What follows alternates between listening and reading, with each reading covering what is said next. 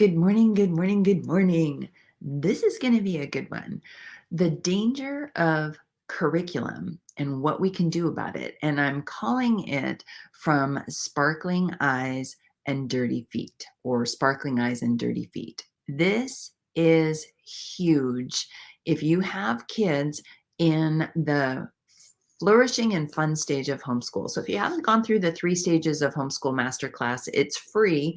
There is a link somewhere here where you click, scroll down to where it says free 3 stages of masterclass or 3 stages of homeschool. If you haven't gone through that class, then I highly encourage you to. There are 3 stages when your kids learn to read. That's the founding stage. Those fundamental skills that every single person needs to know. At the very end is the launching stage where your kids go into life flourishing and being exactly what you train them up to be, hopefully. And in between those 2 stages is this beautiful land of flourishing and fun. It's in this stage where curriculum, although a powerful tool in teaching, curriculum can become a danger. It can truly just destroy the love of learning. But don't worry, I have some tips and tricks for you. So by the end of this, you should feel encouraged, but you might also look at your homeschool shelf and go, I might need to change a few things. So, sparkling eyes and dirty feet. In that flourishing and fun stage, if you're just handing your kids curriculum, you're going to see dead and dull expressions most of the time. There are exceptions. I personally gave birth to one child that loves curriculum, but the other 4, mm-mm. Curriculum handed to a child in that flourishing and fun stage finds them disinterested. They don't have that connection to what it is they're learning. And because of that, you might hear or see things like arguing, grumping. You might hear things like, what's the point? This is too hard, or I don't want to do that, right? You have this yuck attitude, and you can find yourself as a homeschool mom, homeschool dad, frustrated because the dreamy vision of what you intended or what you hope homeschool to be is coming, like it's hitting a wall with the reality. But it's not you. You are perfectly skilled and knit to educate your kids in the way they should go. Honest engine. Your kids can actually learn from you, and they can be excited in what they're learning. Do me a favor, if you've hopped online, at least say hello in the comments so that I can make sure that I'm being heard. But anyway, as you are looking at this middle stage of homeschool, if you're seeing this expression on your kid's face, they're disinterested. Thank you. They're disinterested. They're not excited for the school part of the day. Then I need you to know it's not you. The problem is most likely that the curriculum is missing the mark. It's not hitting your child on the heart and getting their total buy-in. Sometime last year, I was talking to one of our homeschooling Olympians, and she inspired me as we were talking this through to create this video. After we're done, go to YouTube, put Bekki Sayler, and then put how to homeschool older students, and this video will pop up. In that flourishing and fun stage, if your kids don't see a purpose to what they're doing, if it doesn't at least tap on their heart in an interesting way, and if it's not engaging, you're going to watch the color drain from their face and the sparkle go out in your eyes. Because, as I've said before, your kids are growing up in this technology world. So information is at their fingertips. So what's the point of just filling their head with trivia and facts and figures and such? There is no point, and they know it. And I think most of us as homeschool parents know it as well, but we just don't know how to get through this stage and keep that spark kindled in their eyes. So this whole idea, this video will be just totally helpful for you if you're looking at your kids and you're seeing that spark go out in their eye.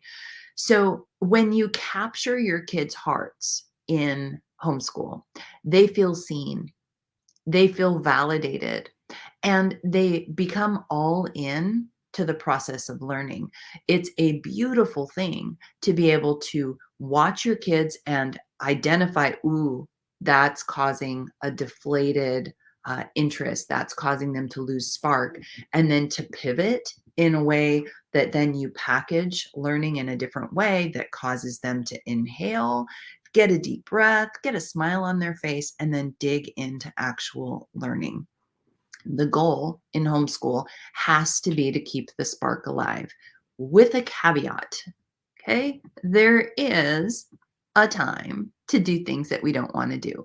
So it's not all fun and games, but the goal in homeschool is at least most of the time moving with intention toward keeping that spark kindled and alive with your kids. Because at the end of their homeschool journey, when they launch into life, they need to be ignited learners. They need to be excited to dig into curiosity. And when they bump into problems, they need to think, okay, this is challenging, but I've already proven that I can do hard things. And I know that there's people out there, there's resources out there that can help me get over the hump, right? That's the goal at the end, not a bunch of trivia, not a bunch of paperwork, but keeping that spark alive with the caveat that sometimes it's just not fun. And that is okay. So, what is the trick to keeping that spark alive? And that's where I kind of play with the idea of dirty feet, because what you want to do is enjoy and explore together. Say the word enjoy out loud. Enjoy. There are so many homeschoolers that I talk to on a daily, weekly basis that are not enjoying their children, enjoying their family, enjoying their life, and definitely not enjoying homeschool. You did not choose this way to educate your kids, to chain them to the kitchen table, to throw a bunch of papers at them, and then to spend your whole day saying things like, okay, I'm done with you, go get your sister. I'm done with you, go get your brother. Okay, I'm done. Everybody come. That's not what you signed up for. You signed up for taking a deep breath in and exhaling and exploring and learning together with your kids. Now, I know I've been talking to homeschoolers for the last couple weeks, and they all hit the same question because they see it and they say things like, oh, that's what I want. That's what I need. That's what my family needs.